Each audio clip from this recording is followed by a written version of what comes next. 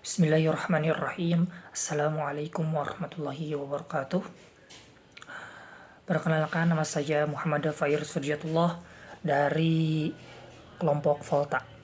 Di sini saya akan menyampaikan materi dengan judul manajemen waktu, dengan tema manajemen waktu, dan juga selanjutnya akan dilanjut dengan materi critical thinking. Baiklah, Bismillahirrahmanirrahim. Manajemen waktu, seperti dengan namanya, manajemen waktu itu merupakan suatu cara untuk mengatur waktu agar lebih efektif dan lebih efisien. Manajemen waktu ini adalah suatu jenis keterampilan yang berkaitan dengan berbagai bentuk upaya dan tindakan individu yang dilakukan dengan terencana agar seseorang mampu memanfaatkan waktu sebaik mungkin. Nah, untuk memenuhi setiap rencana atau tugas, keputusan untuk manajemen waktu juga sangat dibutuhkan dalam hidup kita. Dari beberapa menit atau hingga beberapa tahun, itu sebaiknya kita harus punya manajemen waktu yang baik agar apa yang kita rencanakan bisa berjalan dengan baik. Nah, maka dari itu, hal khusus dalam sebuah perencanaan adalah manajemen waktu. Nah, maka dari itu pentingnya untuk kita sebagai mahasiswa ya khususnya untuk bisa memanage waktu dengan sebaik-baiknya. Kita juga perlu melihat dari segi kepentingan dan segi prioritas itu seperti apa agar manajemen waktu yang kita gunakan misalkan untuk kuliah itu bisa berjalan dengan lebih baik lagi. Nah, di sini saya akan memaparkan prinsip-prinsip manajemen waktu. Yang pertama adalah prinsip keinginan. Nah, bagaimana manajemen waktu ini berperan penting daripada keinginan kita ya. Keinginan kita maksudnya apa? Misalkan kita menginginkan suatu benda atau misalkan suatu barang. Kita juga harus mempersiapkan dari jauh-jauh hari gitu. Agar misalkan kita membutuhkan dananya agar bisa dananya itu terkumpul lalu dibelikanlah apa yang kita inginkan. Nah, tapi perlu digarisbawahi juga ya bahwa keinginan dan kebutuhan itu berbeda ya. Jadi misalkan keinginan kita ingin sesuatu tapi itu kan belum tentu penting bagi kita ya. Jadi harus dipertimbangkan juga dari segi kebutuhan, apakah kita itu butuh atau hanya sekadar ingin. Lalu ada prinsip keefektivitas ya. Tentu saja dengan manajemen waktu, hidup kita ini menjadi lebih teratur dan juga lebih efektif. Jadi tidak hanya kita kita jadi tidak hanya membuang-buang waktu gitu ya. Kan ini adalah suatu prinsip dari manajemen waktu. Yang ketiga adalah prinsip analisis. Nah, bagaimana cara kita untuk menganalisis suatu permasalahan atau suatu apa yang akan kita lakukan, menganalisis apa dulu nih yang harus kita jalani gitu, analisis bagaimana cara kita memanage waktu itu dengan sebaik-baiknya, dianalisis dulu nih apa yang harus kita lakukan. Nah, lalu ada prinsip kerja sama tim.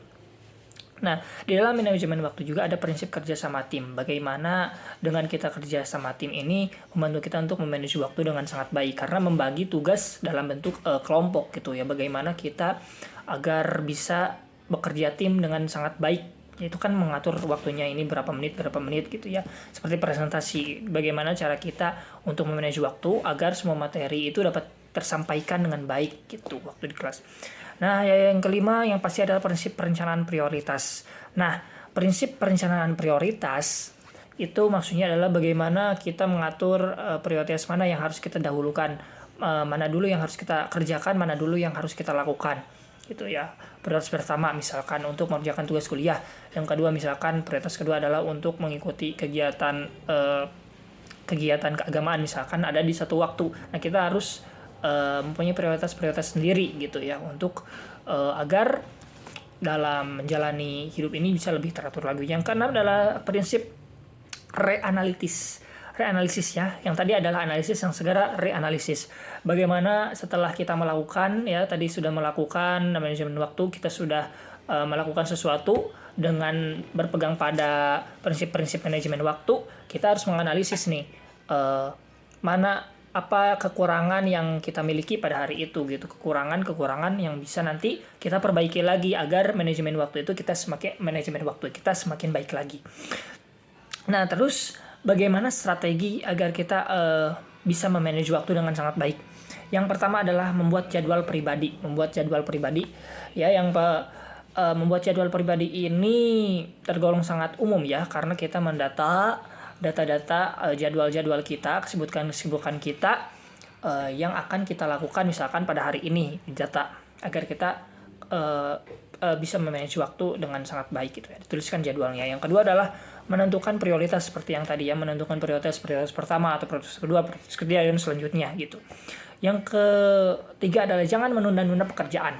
Jika kita sudah diberikan tugas atau amanah atau pekerjaan, sebaiknya kita harus memanage waktu, harus langsung mengerjakan suatu pekerjaan tersebut, jangan ditunda-tunda agar tidak menghambat nanti pekerjaan-pekerjaan lainnya, nanti agar tidak mengaret lah.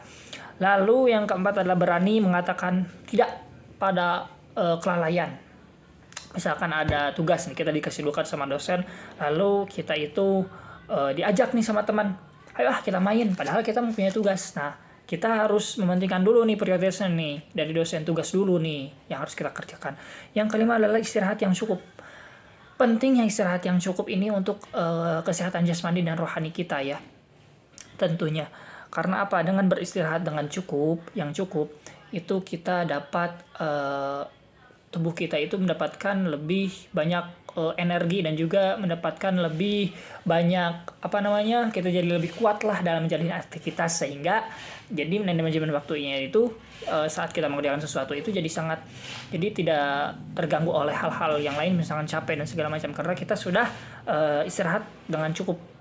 Badan kita, jasmani kita itu jadi lebih cukup lah, jadi lebih kuat dalam menjalani aktivitas.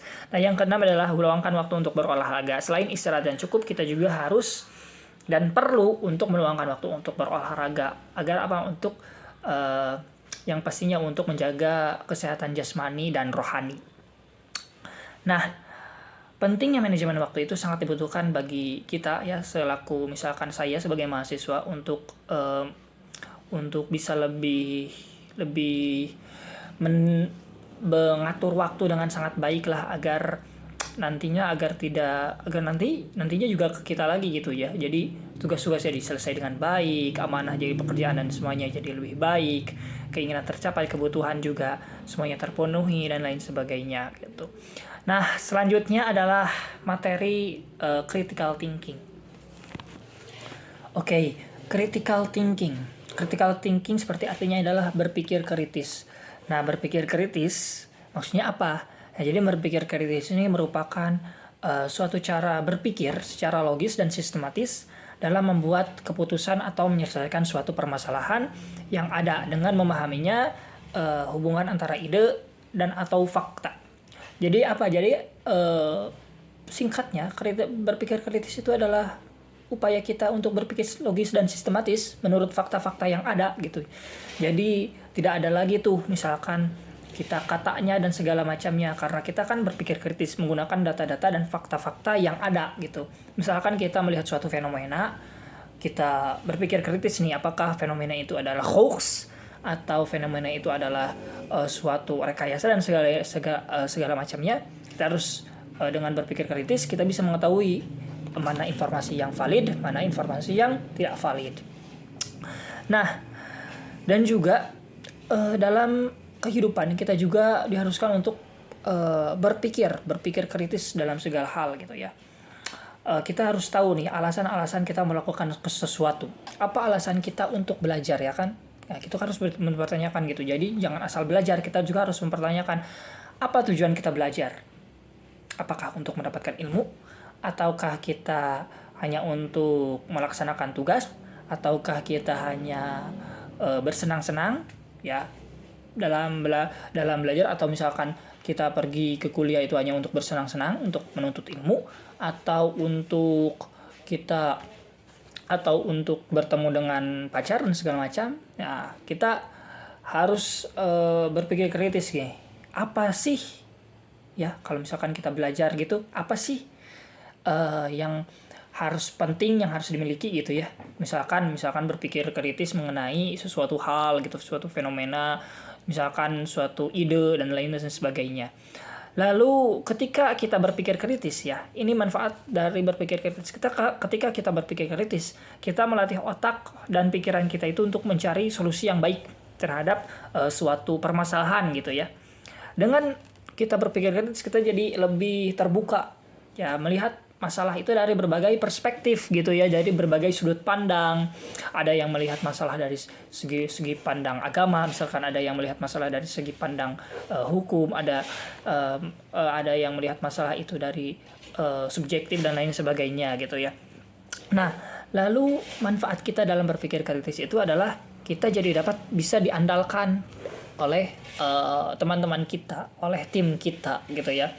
Nah, karena apa? Karena kita bisa menyelesaikannya itu tugas dengan baik dan juga secara benar gitu ya. Kita juga memiliki keterampilan untuk mengajak anggota tim kita juga agar bisa bekerja sama dengan efektif dan juga efisien gitu. Nah, yang ketiga yaitu mungkin adalah kita itu dapat mandiri dalam menghadapi persoalan gitu ya. Jadi kita tidak bergantung pada orang lain karena kita kan sudah terlatih untuk berpikir kritis gitu dalam berbagai hal gitu. Jadinya otak kita itu jadi mampu untuk melihat masalah dari misalkan bagaimana cara menyelesaikannya dengan sangat baik. Jadi tidak tergantung pada orang lain gitu ya. Nah, lalu yang keempat mungkin adalah menemukan ide atau peluang yang baru. Dengan kita berpikir kritis dalam permasalahan, kita dapat melihat nih masalah yang dialami oleh masyarakat gitu ya. Bagaimana kita menciptakan ide agar mengatasi masalah tersebut di masyarakat? Bagaimana cara kita itu untuk melihat peluang nih? Apa sih yang menjadi peluang? Misalkan peluang bisnis atau misalkan peluang untuk kita untuk menjadi yang terdepan di masyarakat gitu ya, menemukan ide misalkan seperti Pak Nadiem Makarim kan dulunya itu kan beliau itu kan sangat resah gitu ya,